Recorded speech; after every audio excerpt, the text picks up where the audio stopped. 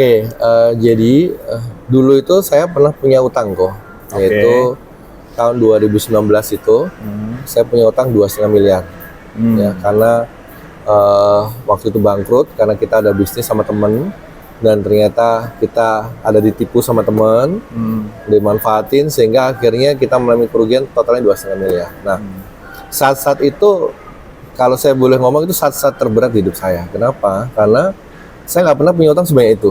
Tiba-tiba dalam satu waktu itu hutang bisa sebanyak itu. Dan di mana banyak orang nagih kan, otomatis ya. Entah itu dari teman nagih, entah dari debt collector itu nagih, entah dari mana-mana itu orang nagih. Serangan tuh datang dari media sosial, dari Facebook, Instagram, kita ditagih hutang. Belum WhatsApp, belum pinjaman online. Pokoknya benar-benar waktu itu saya merasa hidup saya itu sangat berantakan. Ya. Sampai saya punya utang 2,5 miliar, itu berantakan sampai saya pernah 6 bulan nggak keluar rumah sama sekali, sama mama saya mau diajak ke psikolog, ya karena dianggap udah depresi gitu ya, waktu itu. Dan saya pernah mau bunuh diri 2 kali saat itu. Saking beratnya. Saking beratnya karena nggak ngerti gimana cara beresin masalahnya. Jadi seperti itu sih masalah waktu itu. 2020, nah saya punya dulu mantan leader saya, plan saya di perusahaan yang lama, ya dia ini kena kanker lidah. Nah dia kena kanker lidah dan lidahnya dipotong. Dipotong. Jadi dia operasi di Singapura untuk pemotongan lidah. Ya. Nah logikanya orang kalau lidah dipotong nggak bisa ngomong kan? Betul. Iya kan? Karena pendek lidahnya. Pendek lidahnya kan. Nah kalaupun bisa minimal cadel. Iya. Nah bener nggak sih? Betul. Nah ternyata dia ngomong lancar. Oh ya? Dia ngomong lancar, ngomong seperti kita gini, lancar, cerewet lagi. Oh ya? Iya serius. Nah terus saya dipanggil kan, Michael kita ketemu yuk. Nah ketemulah di rumahnya di Surabaya. Saya lagi di Jember di rumah orang tua, datang ke Surabaya. Dia cerita segala macam. Nah di situ dia bilang, Cici nggak mau prospek kamu, tapi Cici cuma mau bilang kalau Cici ini terbantu minum produk ini gitu. Apa? Ternyata AFC.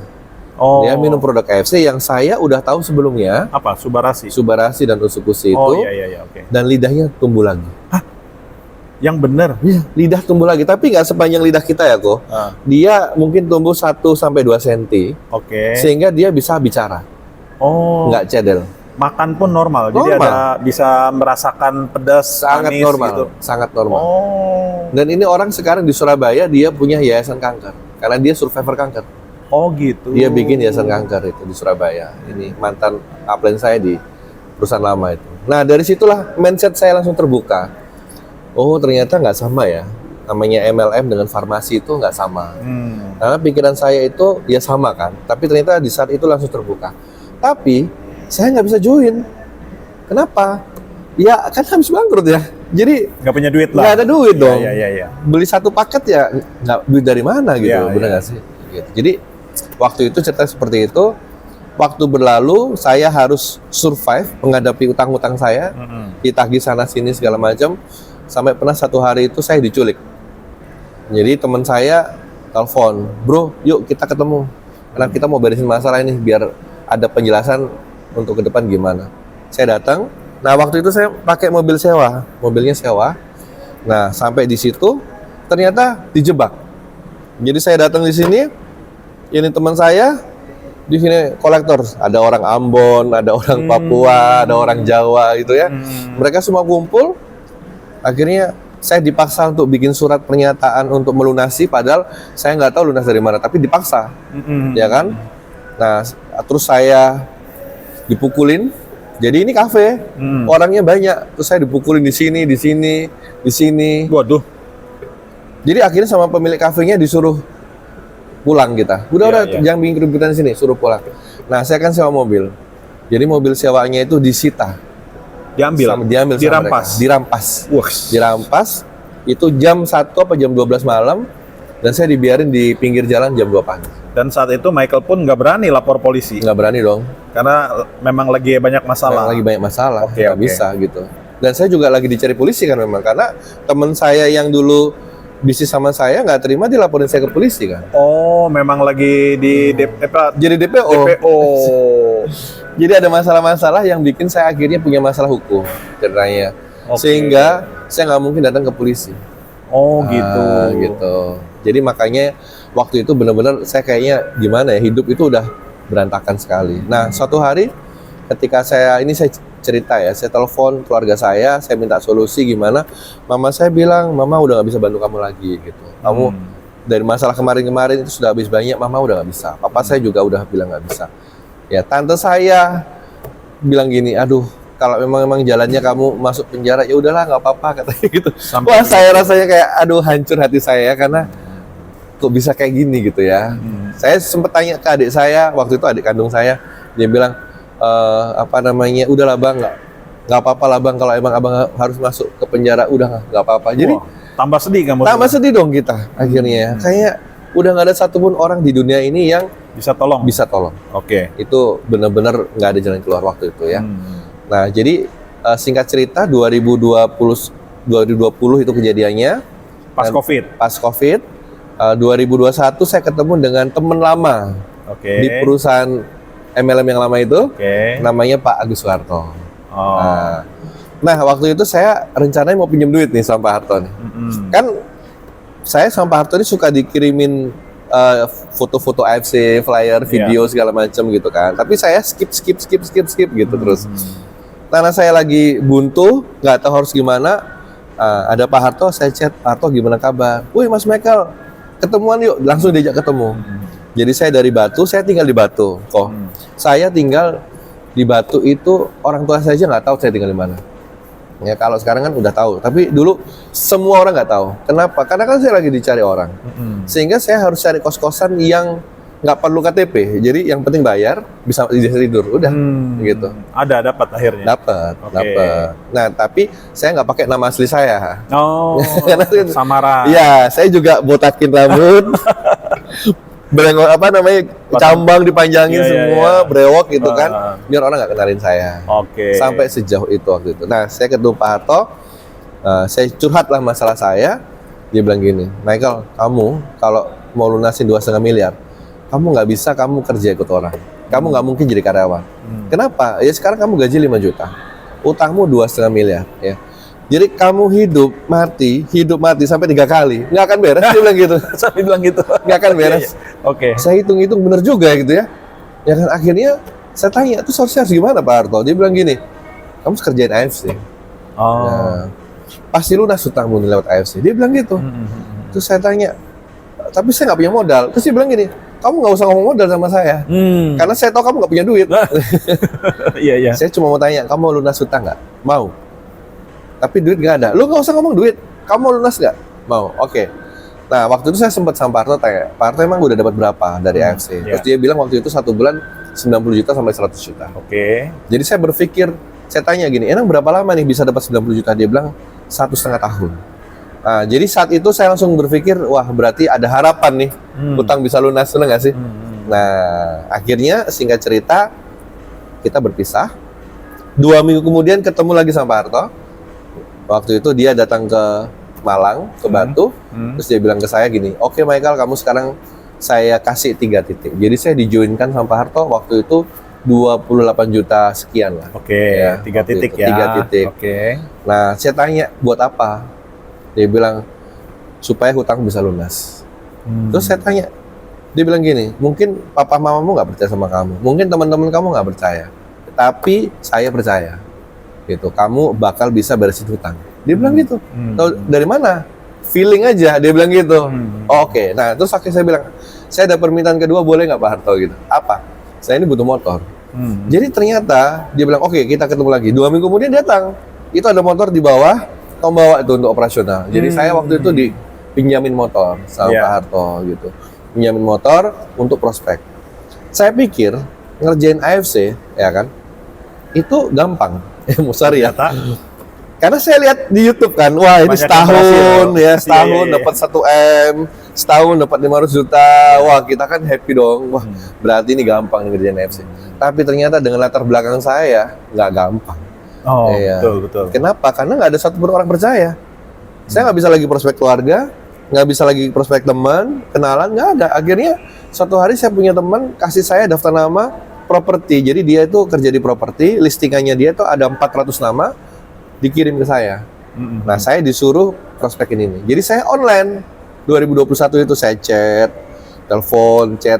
Dalam waktu 10 hari saya prospek 150 orang. Wih, sehari 15 kurang lebih. 15 sampai 20 orang. Oke. Ya. Nah, yang join satu. Dan satu ini orangnya ada di Singapura, nggak bisa pulang ke Indonesia. Dia cuma bilang nanti kalau saya pulang ke Indonesia, saya baru beli. Karena COVID. Karena COVID. Terus saya tanya, emang mau beli berapa banyak, Pak? Ya satu box aja. Oh. Ya sudahlah. Ya jadi singkat cerita itulah member pertama saya itu ya. Jadi dia bulan depannya pulang, dia baru beli gitu. Nah saya tinggalnya kan di Batu, Malang ya naik lagi. Prospek saya di Surabaya. Nah dari Batu ke Surabaya, saya kan naik motor yang Pak Harto pinjamin tuh ya. Itu 4 jam. Jadi jam 10 saya berangkat, jam 2 saya baru sampai Surabaya, saya langsung prospek. Nanti jam 10 malam, jam 12 malam baru pulang dari Surabaya, sampai di kos-kosan jam 4 pagi. Oh gitu. Setiap hari selama 3 bulan. Setiap hari naik motor Setiap hari selama 3 bulan. Oh. Gitu. Sampai pernah suka dukanya gimana? Wah, gimana ya? Motor bocor udah biasa, ya. Rantai putus sudah biasa. Jadi maksudnya bocor itu kalau di jam-jam siang sore ya nggak masalah ya. Bocornya waktu pulang jam 2 pagi. Waduh, sepi dong jalan. Jam 1 pagi, sepi. Jadi saya udah terbiasa pulang itu bocor, udah kita nuntun motor, jalan kaki. Dan luar biasanya, ya Tuhan tuh punya cara ya buat bantu kita. Jadi jalan kaki 500 meter ada tambal ban buka. Ya. 2 hari kemudian saya bocor lagi tapi tempat yang berbeda. Tengah malam juga? Tengah malam juga ada tambal ban buka lagi. Setiap kali bocor selalu ada tambal ban. Bayangin, nggak masuk akal ya. Dan itu jam 2, jam 3 pagi. Saya tanya pernah, Pak, kok Bapak bisa masih bangun sih jam segini? Saya nggak tahu Mas Michael ya, kok kan udah kenalan kita. Iya. Ya saya kebangun aja tiba-tiba. Pas kebangun buka, ada sampean di depan katanya. Ya sudah gitu. Jadi ya, kalau menurut saya ya, memang Tuhan izinin ya, berproses, tapi dikasih solusi gitu loh ya. Ditolong ya, ada tukang tambal ban. Pernah suatu hari rantainya putus, jadi saya harus dorong ke atas. Ada orang makan lalapan, nah uang saya tinggal 50.000 satu-satunya, uang saya itu 50.000. Saya sengaja beli lalapan yang paling murah yaitu tempe. Iya. 10.000 harganya di Malang. Nah sudah, saya kenalan sama orang-orang yang di lalapan itu. Setelah saya bayar, saya bilang gini, Mas boleh nggak sih bantu saya dorong motor ke atas? Saya bilang. Karena rantainya putus kan, jadi harus didorong. Nah jalannya kan menanjak, jadi dorongnya nggak mungkin sendirian, harus rame-rame. Itu saya pernah kayak gitu. Jam sampai kos-kosan jam 5 pagi. Jam 9.10 harus berangkat lagi. Sampai begitu kamu setiap hari. Luar biasa. Pernah satu hari kecelakaan. Sampai dari Malang ya Batu sampai di Sidoarjo, ada mobil tiba-tiba langsung tabrak saya karena dia belok mendadak. Ya udah kita kecelakaan, dibantuin orang, badannya udah luka-luka. Saya gas lagi karena udah janjian prospek kan. Ternyata setirnya miring. Jadi saya dari Sidoarjo sampai Surabaya setir miring begini. Naik motor. Kenapa? Karena ditabrak kan. Oh iya. Okay. Setirnya miring kan. Nah terus habis itu sampai di Surabaya hujan lebat, banjir segini. Wow. Akhirnya motornya mati. Akhirnya nggak jadi prospek. Ya. Besoknya setelah ada yang bantuin saya prospek lagi, orangnya tolak. Jadi gimana ya? Itu sudah penolakan itu adalah makanan sehari-hari. Saya nggak pernah berpikir soal penolakan karena waktu itu saya berpikir tuh AFC ini kesempatan kedua untuk memperbaiki hidup. Jadi saya nggak pernah memperhitungkan yang namanya penolakan ataupun kesusahan yang saya alami. Nah, sebentar, saya mau tanya nih. Kan kamu perjuangannya terlalu berat menurut saya. Tiap hari dari Surabaya ke Batu, terus mengalami kempes ban, terus rantai putus. Dan hasil closingannya bagaimana? Ya waktu itu 1 bulan, ya terus terang ya, menurut saya besar. Kalau buat banyak orang mungkin nggak worth it, tapi buat saya besar. Kenapa? Kan kita habis-habisan ya. Jadi 1 bulan dapat 4 juta, 3 juta. Oh masih ada income lah. Ada hasilnya lah maksudnya. Ada. Nggak zong banget nggak ya? zong banget. Oke. Dan Pak Harto itu sangat membantu. Sehingga ketika contoh saya lagi table talk begini, ngobrol ketemu sama prospek, dia tanya, Mas Michael di mana? Di sini Pak Harto lagi ngapain? Lagi prospek. Ada uang nggak buat bayar? ngepres sih, ya udah nih saya kirim di transfer 100.000, Oh, oke. 200.000 buat kita Baik sekali ya, Pak Harto ya, luar biasa dulu ya. seperti itu supportnya dia. Jadi makanya saya bersyukur kenal dengan Pak Harto itu, akhirnya saya belajar, oh jadi leader itu kayak gini nih, gitu Iya, loh iya, ya. iya, iya. Nah, punya hati yang besar untuk orang-orang yang ada di bawah-bawahnya dia, gitu. Nah, singkat cerita, saya nggak boleh masuk kantor AFC Di Surabaya. di Surabaya. Kenapa? Ya, ternyata ada Intel Oh, yang ada Intel? datang ke kantornya AFC di Surabaya. Sengaja mau nungguin ini. Cariin saya. Michael. Oh. Akhirnya adminnya ngasih tahu Pak Harto. Pak Harto bilang ke saya, Mas Michael maaf ya, mulai hari ini Mas Michael udah nggak bisa lagi masuk kantor AFC. Karena ini sudah ada polisi cari Mas Michael di kantor ini. Gitu, sehingga udah nggak bisa lagi. Jadi setiap kali ada pertemuan di kantor ya saya makan bakso di pinggir jalan situ. Nunggu selesai baru ngobrol lagi, ketemu sama Pak Harto. Udah gitu aja yang saya lakuin. Sampai akhirnya Pak Harto bilang, udah nggak bisa nih ngerjain di Jawa. Harus hijrah, dia bilang begitu. Coba Mas Michael pilih pulau mana yang mau didatengin. Akhirnya karena dulu saya kuliah banyak teman saya orang timur, Papua, NTT banyak. Akhirnya saya memilih untuk ke Papua. Setelah saya ngobrol sama beberapa teman, dia bilang, saya tanyakan, bro, mending di mana nih, NTT atau Papua? Dia bilang, ya mending kamu ke Papua. Ya, karena kalau kamu kejar income besar, kamu harus ke Papua. Dia bilang begitu. Terus saya tanya, kotanya mana nih? Udah pernah ke Papua belum? Belum. Ya kamu mending ke Sorong. Kenapa? Kotanya lebih kecil, tapi perputaran duitnya nggak kalah dengan Jayapura. Ya, Nah, singkat cerita, saya ke Sorong. Nah, yang bayarin tiket pesawatnya itu dari AFC. Dari kantor. Dari kantor. Oke. Karena Pak Harto ngelobi kantor untuk bantu saya. Jadi sampai saya di Papua, di Sorong, saya itu cuma bawa satu koper kecil gitu ya kok. Nah, saya sampai keluar dari bandara, langsung saya bingung ya. Ini saya mau kemana? Ke depan, ke kiri, ke kanan. Oh, saya nggak ngerti harus gimana. Sama sekali nggak ada yang kenal. Nggak kenal loh. Katanya ada teman di. Jadi gini, teman Indonesia saya sebelum saya sampai Sorong, saya telepon teman saya. Aku tinggal di mana? Oh gampang, aku atur. Nanti kamu tinggal di sini paling nggak selama 1 bulan sampai kamu bisa dapat kos, sampai kamu kenal dengan kota Sorong sehingga kamu akhirnya bisa ngekos sendiri. Oh oke, nggak apa-apa, aku udah bisa. Oh, jadi artinya cuma kasih info Awalnya aja. gitu. Iya, iya, iya. Begitu sampai Makassar, kan kita kalau mau ke Sorong transit di Makassar. Temen saya telepon, bro maaf ada kabar nggak enak. Yang kamu tinggalin dapat proyek di Manokwari. Jadi kamu sementara tinggal di hotel ya, tinggal di mana terserah kamu sudah. Wah saya langsung panik dong. Saya bilang, aduh gimana nih, saya nggak pernah ke Papua. Terus tiba-tiba satu-satunya harapan teman saya ini, dia ini apa namanya membatalkan. Iya, iya, iya. Nah dia dapat proyek di kota lain. Nah akhirnya udah sampai Papua. Dengan saya tanya sama supir Grab, ada juga saudara juga yang ngarah-ngarahkan gitu. Saya dapatlah satu penginapan. Waktu itu 1 hari 130.000. Dan terus terang kok, saya ke Sorong cuma bawa duit 500.000. Nekat banget ya. Gila itu saya nggak ngerti kenapa ya. Pokoknya saya, yang penting saya jalan aja.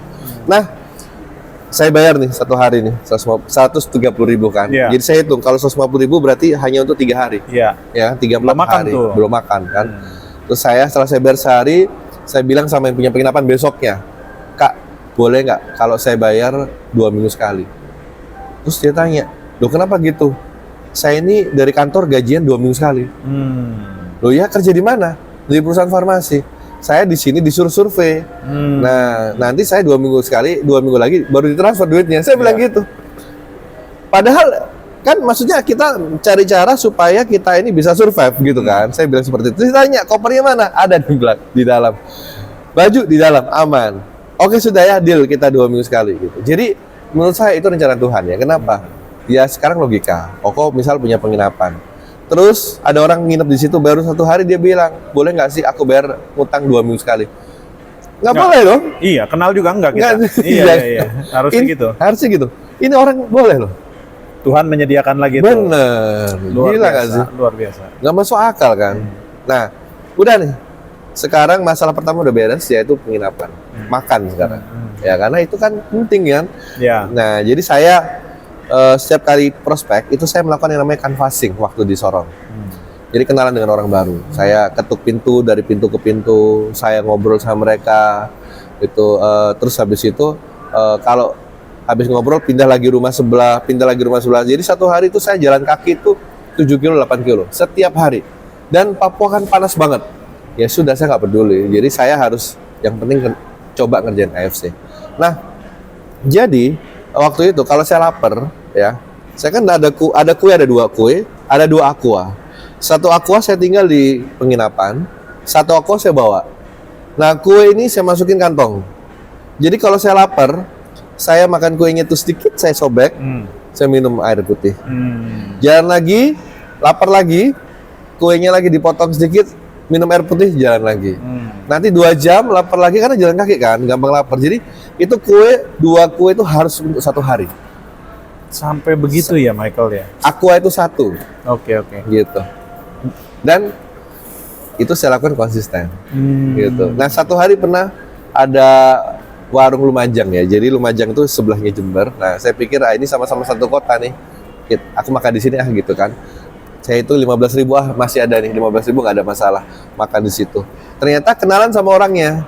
Sama-sama dari daerah Jawa Timur kan, nggak usah bayar. Dan saya di situ satu minggu nggak bayar makan di situ. Gila nggak sih? Jadi ya itu rencana Tuhan, pertolongan. Buat saya hal Tuhan kecil ya, itu pertolongan Tuhan. Pertolongan besar loh pada waktu itu. Iya, gitu loh. Jadi itu saya melakukan. Terus saya setiap pagi itu ke rumah sakit. Saya ke rumah sakit di Sorong ya. Terus saya cari itu orang-orang yang sakit stroke, yang jalannya udah pincang-pincang. Saya duduk di sebelahnya. Saya tanya gini, Bapak sakit udah berapa lama? Terus dia bilang, anak, saya sakit sudah 1 tahun. Sudah 1 tahun, dia bilang. Terus aku tanya, ada hasil nggak dari dokter? Dia bilang, terada, nggak ada maksudnya kan. Terus saya keluarin handphone, saya tunjukin, Bapak ini coba lihat. Ini saya punya teman-teman yang stroke membaik. Terus dia lihat handphone saya, terus dia tanya, anak, ini minum barang apa? Gitu. Minum apa maksudnya? Terus saya bilang, ini saya punya produk. Gitu. Tapi saya nggak bisa cerita di sini. Saya harus cerita di rumah Bapak. Saya bilang begitu. Oke sudah, kok selesai ini main ke rumah sudah. Dia bilang begitu toh. Terus saya tanya, rumah di mana? Nah, kok di Papua itu nggak kayak kita di Jawa ya. Jadi kalau kita di Jawa ada alamat kan, jalan ini, nomor ini, RT RW, benar nggak sih? Betul. Kalau kita di Papua, kalau kita di Sorong ya, saya ketemu sama banyak orang. Mereka nggak bisa kasih alamat seperti itu. Mereka bilang gini, anak, kau keluar dari rumah sakit, kau belok ke kiri, kau lurus, nanti ada lorong lagi ke kiri, kau belok lagi lorong ke kiri, lurus, nanti ada 2 lorong lagi, kau baru belok lagi, kau cari pohon kelapa, dan pohon kelapa paling besar, saya punya rumah di belakang pohon kelapa. Dia bilang gitu. Jadi patokannya itu pohon. Jadi, ya, saya itu setiap kali prospek, dia suruh pohon ini, saya cari loh. Pohonnya yang ini ya, betul apa yang saya pernah prospek 1 hari sama member saya naik motor 1 jam nggak nyampe. Saya tanya, ini gimana sih kok kita nggak nyampe? Bentar kak, pohonnya belum kelihatan. Dia bilang sampai begitu. Serius. Di sana ancar-ancarnya pohon. Ya. Akhirnya ya beneran sih. Setelah ada pohon ini, rumahnya baru ketahuan gitu. Jadi emang ya di sana masih seperti itu yang kita alami. Ya kita happy aja ya, dibuat happy gitu kan. Iya. Jadi kalau pagi saya ke rumah sakit, kalau malam siang saya door to door ke rumah-rumah, kalau malam saya ke mall. Jangan bayangin mall yang seperti di Jakarta ya, atau di Jawa ya. Mallnya itu mungkin ya 4 ruko jadikan 1 gitu, itu udah mall di tingkat 3 lantai. 4 ruko jadi 1, sebesar Indomaret dong. Ya ada yang lebih gede lagi lah, ada yang lebih gede lagi sedikit gitu, ada yang ada bioskopnya ada, tapi ya udah segede Hypermart lah paling besar. Oke. Hypermart, segede Hypermart lah. Oke. Ya, segede Hypermart. Terus habis itu saya bagi brosur tiap hari. Itu saya lakukan selama 1 bulan penuh. Nah, waktu saya memang rencana ke sana itu bulan Mei akhir, karena mau ada LOP-nya dari Pak Niko di Papua, pertama kali LOP Sorong. Jadi saya 2 minggu sebelum LOP udah di sana. Nah, saya bisa ajak waktu itu totalnya 12 orang. Nah, dari jalan kaki ini tadi. Yang join 1. Oh ya. Yang join 1 dan itu ketemu di rumah sakit orangnya lagi stroke. Yang lainnya nggak ada yang join. Gitu. Jadi itu closingan pertama saya di Papua. Itu setelah 2 minggu. Iya. Nah, tadi saya bilang toh sama yang punya penginapan, kalau saya bayar 2 minggu lagi. Besoknya, saya kenal dengan satu cewek, jadi wanita ini, member saya, kalau sekarang udah member. Kenal di KFC, ngobrol-ngobrol, terus dia tanya kerja di mana, saya jelaskan soal AFC, terus aku bilang gini, Kak, aku nggak minta kakak join. Aku cuma minta kakak kenalin ke teman-temannya kakak, karena aku orang baru, boleh nggak? Oh boleh, besok aku bantu. Besoknya dikenalin ke tantenya, besoknya dikenalin dengan iparnya. Jadi temen gue ini yang di sana kenalin ke tantenya, diajak langsung prospek di kantornya dia. Hari itu closing 2 diamond, 1 safir, 2 ruby. Besoknya join lagi 1 safir, 2 ruby besoknya. Jadi akhirnya aku bisa bayar penginapan ini. Oh, jadi pas janji 2 minggu tuh bisa ada uangnya. Hari H. Luar biasa. Tuhan sediakan lagi. Ini pertolongan Tuhan sangat luar biasa. Gila gak sih? Itu Betul. aku nggak masuk akal buat aku. Tapi kan saya bilang 2 minggu kan. Ternyata saya bisa bayar 2 minggu itu. Dengan ya itu bonus saya pas 2 minggu itu 1 hari sebelum hari H itu saya closing yang tadi 2 diamond, totalnya 2 diamond, 3 safir, 4 ruby. Nah, Michael selama menjalankan AFC kan saya lihat nih banyak sekali tantangan. Pernah nggak sih terpikirkan, aduh, agak frustasi gitu. Kayaknya nih di AFC pun berat nih saya masa depannya gitu. Oke. Pernah nggak ada kepikiran ke sana? Pernah dong. Pernah ya? Pernah dong. Karena gini, karena saya itu kan tujuannya survive ya. Jadi 2 minggu pertama sebelum saya closing ya, itu saya berpikir bisa nggak sih gitu. Terus aku di sini ngapain gitu ya. Dan saya sering jalan kaki sambil nangis sudah biasa. Pasti. Gitu. Iya dong, karena saya bisa ngerasakan lah apa yang karena mereka kita, rasakan. aduh Tuhan cari duit segini banget ya gitu ya. Iya. jadi sambil jalan kaki itu sambil kita nangis, tapi begitu ketemu prospek udah hilang. Nah terus habis itu sering ya dulu awal-awal di Sorong itu saya itu suka kalau lagi galau ya, karena kita sendirian kan. Nah itu waktu itu almarhum Pak Harto udah meninggal. Jadi saya suka ke pinggir laut tuh sendirian tuh, duduk-duduk di sana, bikin mood baik lagi, sekitar 2-3 jam baru saya prospek lagi. Jadi saya ngatur perasaan ya, ngatur hati kayak healing dulu lah sebentar lah. Kayak mengalami rasa kesepian, ya kan, rasa frustasi, mengalami rasa sendiri. Nah itu saya awal-awal prosesnya begitu di sana itu. Nah tapi ya Tuhan punya rencana lagi, saya kena COVID. Oh, kena COVID itu di Papua. Saya kena COVID. Jadi Pak Harto meninggal 1 bulan kemudian saya kena COVID. COVID apa? Delta. Wah. Delta. Waktu itu kan Pak Harto meninggal, upline saya itu saturasi 80 kan. Saya saturasi 80. Harto kena COVID juga ya meninggalnya. Saya saturasi 83. 83. Jadi nafas sudah nggak bisa. Dan itu saya habis prospek. Jadi di sana kan ya saya nggak tahu kalau kena COVID kan. Jadi ya badan panas prospek aja gitu, ternyata ketularan ya kan dari pasien-pasien. Nah, terus Pak Niko chat saya, lu kenapa? Ini Pak nggak bisa bernafas. Oh sudah, saya kirim produk, dikirim produk sama Pak Niko 1 paket. Bu Chandra kirim produk lagi 1 paket. Tapi itu kan COVID, produknya nggak nyampe-nyampe dong. Iya, kelamaan. Karena dikirim ke Papua. Iya, karena ekspedisinya juga nggak banyak yang sana. Waktu COVID itu kan nggak ada yang berani ekspedisi, nggak jalan kan, gitu loh. Jadi saya 2 minggu itu di kos-kosan ya. Nah Tuhan kirim ada suster namanya Kak Vero ya. Sekarang member saya. Kak Vero ini suster yang dia tracking COVID. Jadi orang kena COVID dia yang tracking dan ngurusin ya kan. Jadi dia ini yang kayak, adek kamu udah makan belum? Belum. Jadi dia yang beliin makan. Terus dia yang cuciin piring saya. Gitu. Dia bilang gini, aku ini setelah sekarang dia bilang, saya itu nggak pernah ke pasien itu nyuciin piringnya pasien buat apa? Ini cuman kamu satu-satunya orang yang saya itu kok kasihan sekali ya lihat kamu sendirian. Terus waktu itu nggak ada siapa-siapa, berantakan gitu kan. Nah, Kak Vero ini yang ngerawat gitu. Jadi nah sampai akhirnya saya udah hampir lewat waktu itu karena udah nggak bisa bernafas kan, dibawalah ke rumah sakit. Kenapa nggak langsung? Karena waktu itu rumah sakitnya antri. Iya, betul. Penuh, pada kan? waktu itu memang rumah sakit semua antri. penuh. Jadi saya nunggu giliran. Makanya saya harus survive di nggak ada oksigen juga kan, jadi harus survive gimana caranya gitu. Nah itu Tuhan luar biasa. Siang saya dibawa ke rumah sakit, jam 3 itu ambulan datang, jam 1 produknya datang. Oh, Jam 1 produk AFC ini datang.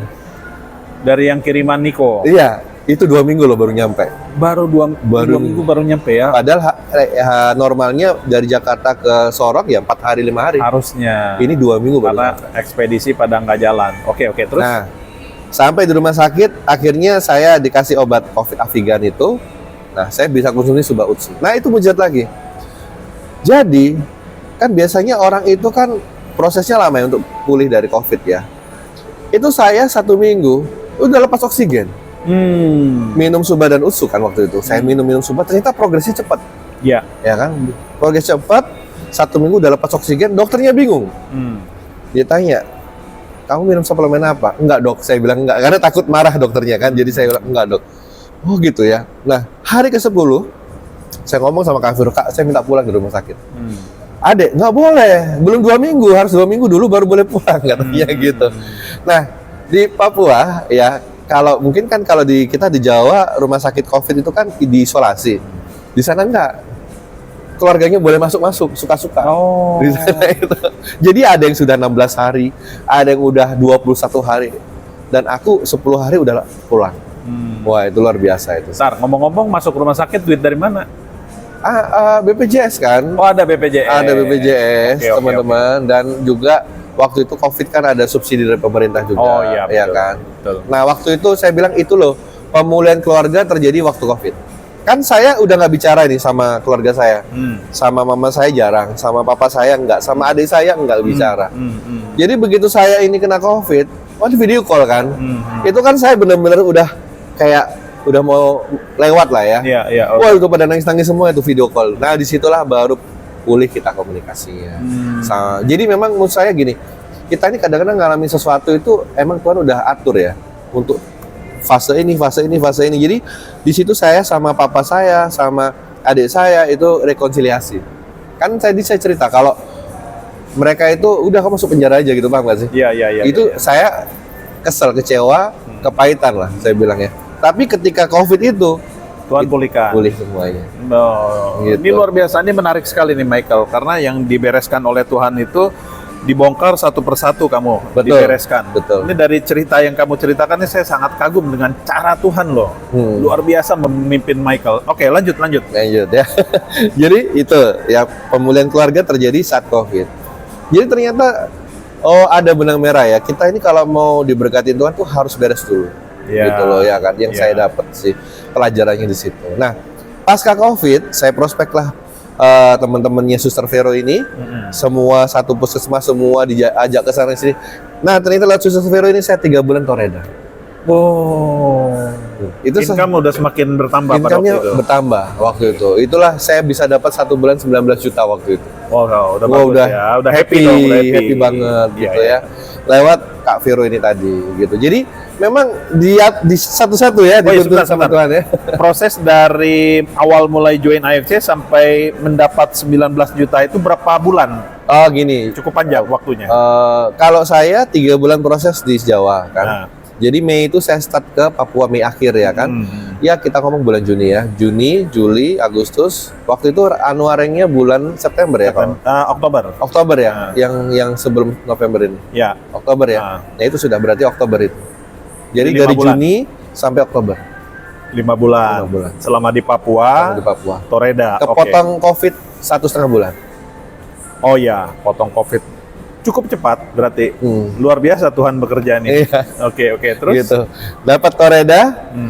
Nah, karena kita happy ya, saya mau punya kenang-kenangan. Saya Toreda pertama kali saya beli jam. Jam tangan ya kan. Karena saya suka jam gitu kan. Saya beli jam yang menurut saya waktu itu harganya mahal menurut saya ya. Waktu itu. Ya harganya cuma 2 juta tapi waktu itu mahal banget buat saya ya kan. Nah, besoknya saya dibegal. Jadi saya naik motor, tiba-tiba ada yang tabrak motor saya dari belakang, saya jatuh kan, jamnya kena aspal dong, ya kan, baret semua. Terus waktu saya jatuh, handphonenya kan jatuh, sama yang begal ini langsung diambil handphonenya, dipaksa, langsung dia lari gitu. Oh. Nah, Itu saya sedih sekali sih. Sedih bukan karena dibegal sih. Itu Daftar nama, kontak dari situ itu semua. kontak semua, dan itu handphone kenang-kenangan dari Pak Harto. Oh. Jadi suatu hari pernah handphone saya itu rusak. Pak Harto cari saya 3 hari apa 4 hari gitu, nggak ada kabar. Dia datang ke kos-kosan. Kamu kemana aja, nggak bisa dihubungin? Handphonenya rusak Pak Harto. Saya mau ngubungin siapa nggak ngerti. Mau ngubungin Pak Harto juga nggak ngerti.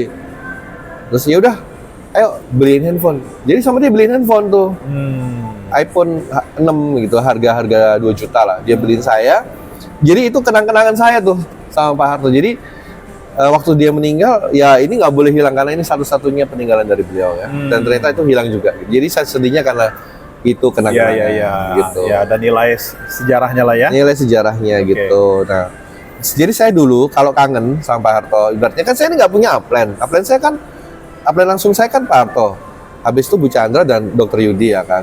Mereka kan nggak di Papua. Jadi saya suka baca chatnya beliau. Kan dia udah nggak ada. Iya. Baca chat dulu, ngobrolnya apa aja. Itu ada di handphone semua. Jadi ketika itu hilang, yang hilang itu ya percakapan kita ini. Nah, ini yang saya selalu untuk nguatin saya. Karena dia 1 hari sebelum dia meninggal, 2 hari ya, dia bilang gini ke saya. Michael, ingat ya, suatu hari kalau kamu udah sukses, kamu tuh harus cari Michael yang lain. Orangnya luar biasa ya, mulia sekali. Dia bilang gitu. 2 hari sebelum dia meninggal tuh, kamu harus cari orang yang dianggap sampah masyarakat, yang dianggap nggak punya masa depan, yang gagal di hidupnya, dan tapi dia mau berubah, dia mau memperbaiki hidup. Kamu harus cari orang kayak gitu, karena kamu udah ditolong. Nah, dia bilang gitu. Betul. Nah, oke Pak Harto siap. Ternyata itu pesan terakhir 2 hari sebelum, kemudian dia meninggal. Nah, jadi itu yang saya sedih. Saya nggak bisa baca lagi chat-chat beliau gitu loh. Nah, singkat cerita itu 2021 ya. Nah, ini saya cerita dikit ya. Ini mungkin saya jarang cerita ya di teman-teman gitu. Jadi momen spesial momen paling menyedihkan waktu Pak Harto meninggal itu adalah jadi hari ini beliau meninggal nih, ya kan? Besoknya ini saya closing diamond. Diamond ruby gitu ya di satu puskesmas di Sorong. Tapi saya nggak merasakan happy sama sekali gitu. Karena ngerasa kehilangan toh. Ya. Jadi waktu saya di puskesmas itu, saya minta izin sama dokternya, saya pergi ke kamar mandi, saya nangis kayak anak kecil. Kayak, terus aku ini gimana gitu ya, kayak nggak percaya, terus aku di Papua ini gimana gitu. Karena selama ini kan yang nguatin Pak Harto ya. Iya. Terus tiba-tiba dia nggak ada kan, terus jadi udah nangis kayak anak kecil yang gimana sih anak kecil nangis tuh ya. Iya. Sampai 1 jam saya di kamar mandi ngusap air mata biar nggak kelihatan itu, keluar lagi, ngusap lagi keluar lagi kayak gitu. Itu saya lakuin waktu itu. Nah terus Pak Niko chat saya, bro kalau ada apa-apa chat saya. Nah itu saya pertama kali di chat sama Pak Niko. Nah, kenal sama beliau tuh pertama kali momen Pak Harto udah meninggal. Nah terus Bu Chandra ada ngobrol, nah gitu, beberapa teman juga ngobrol. Nah ya itulah saya bilang, akhirnya ke diri saya janji. Oke Pak Harto, saya akan bayar semuanya. Saya akan lunasin hutangku ke kamu dengan saya sukses di sini. Itu motivasinya. Jadi kenapa saya nggak berhenti? Kenapa saya nggak menyerah dan nggak putus asa apapun kondisinya? Karena saya ada banyak reasonnya lah ya. Betul. Oke. Sangat kuat di sana. Gitu. Oke. Nah, terus habis itu 1 tahun kemudian 2022, singkat cerita, kita bonus sudah makin besar kan. Ya. Bonus sudah makin besar. Akhirnya 1 hari saya prospek orang, terus orang ini tanya saya, Michael kamu naik apa ke sini? Motor kak, gitu. Ini hujan-hujan, ngapain naik motor? Ya terus mau naik apa lagi? Saya bilang gitu tuh. Beli mobil lah. Aduh kak, saya ini masih banyak utang, saya harus cicil utang sehingga belum bisa beli mobil. Terus dia bilang lagi, mobil berapa sih? Mana lihat bonus kamu berapa? Ditunjukin kan. Waktu itu 1 bulan masih 35 jutaan 1 bulan. Jadi dia bilang, ini udah bisa nih cicil 5 juta, 6 juta tiap bulan ini. Ya bisa sih memang, tapi kan KTP saya bukan KTP Papua, saya bilang begitu. Sudah sini saya ngurus. Diuruslah sama teman saya ini, member saya ini, saya pikir bercanda kok. 2 bulan kemudian mobilnya datang. Ini kan mobil yang kamu pesan, udah datang gitu. Saya pikir ya, kok bisa ya? Terus saya tanya, Kak ini Padahal nggak pesen waktu itu. Ya saya sengaja cari yang nggak ada gitu loh. Warna ini nggak ada, Michael ini nggak ada, ya udah yang nggak ada aja kak. Tapi ini lama nunggu, udah nggak apa-apa, lama nunggu nggak apa-apa lama nunggu. Supaya bisa menghindar gitu. Bisa menghindarin. Datangnya datang. Begitu datang harus bayar dong kita. Saya tanya DP berapa nih? 60 gitu. Nah, dia bilang DP-nya sekian. Saya bilang kak, saya ada uang Kak, tapi bukan untuk ambil mobil, uangnya buat bayar utang. Dia bilang, udah kau cicil sudah gitu katanya. Dicicil loh. Jadi dicicil waktu itu saya bayar 3 kali. Jadi DP pun boleh cicil. Boleh cicil, bayangin ya, luar biasa. Mobilnya saya bawa, DP dicicil, ya kan. Jadi, aduh, gila sih. Menurut saya ya itu rencana Tuhan ya. Nah, singkat cerita ternyata begitu saya bawa mobil, berubah bisnis saya. Dalam arti yang awalnya prospek saya itu menengah ke bawah, akhirnya jadinya masuk menengah ke atas. Karena ada hasil kan, otomatis dari situ. Ya itu udah rencana Tuhan, saya bilang ya, udah diatur sih sama Tuhan. Akhirnya mulailah closingnya udah berubah, jangkauan kerjanya udah berubah, lebih luas lagi gitu kan. Nah, sampai suatu hari saya ketemu sama member saya, namanya Pak Dian. Beliau ini istrinya kena kanker payudara. Nah, itu akhir 2022. Saya beli mobilnya bulan Oktober, ya kan. Saya ketemu sama Pak Dian, terus Pak Dian bilang, Pak Michael ini gimana? Buat istri saya minumnya berapa? Saya bilang, Pak Dian ini minimal ya, 1 bulan itu buat 2 paket, ya 4 box 1 bulan minimal. Terus dia bilang, kalau beli 1 kali saya bisa, tapi kalau beli 6 bulan, saya nggak ada ini gitu, dia bilang. Terus saya bilang, ya udah Pak Dian, gimana kalau saya bantu prospek deh. Jadi teman-teman guru, wali murid, semua segala macam, saya yang prospekin. Nanti kalau join sama Pak Dian, buat tambah-tambah beli buat istrinya. Oke, sudah kita coba. Ternyata 1 tahun di AFC, Pak Dian ini, member saya ini total bonusnya 250 juta. Yang saya bilang itu udah bagus. Bagus banget kan. Karena dia nggak pernah punya pengalaman di bisnis jaringan. Gitu loh. Nah, dia ngomong ke saya, Pak Michael, boleh nggak ini mobil saya oper kredit? Loh kenapa? Ya, ternyata istrinya mau ulang tahun. Jadi dia kasih hadiah ulang tahun tuh istri mobil saya di over kredit buat hadiah ulang tahun istri. Jadi dia udah punya mobil, tapi khusus ini mobil buat istrinya. Nah gitu. Wah, akhirnya saya trip lagi ke Korea tahun lalu 2023, ya. Pulang dari Korea, itu saya beli Lexus. Boy, beli Lexus. Beli Lexus ya. Saya Seri apa? RX. RX berapa? RX 200T. RX 200T. Keren. 2017. Ya second sih, tapi buat saya itu happy lah. Karena itu salah satu dream car ya, mobil impian saya.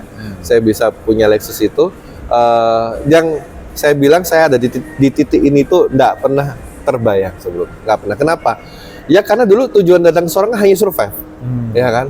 Menghindari dari DPO ya dan segala macam, tiba-tiba ada di titik ini, itu nggak pernah saya bayangin sebelumnya.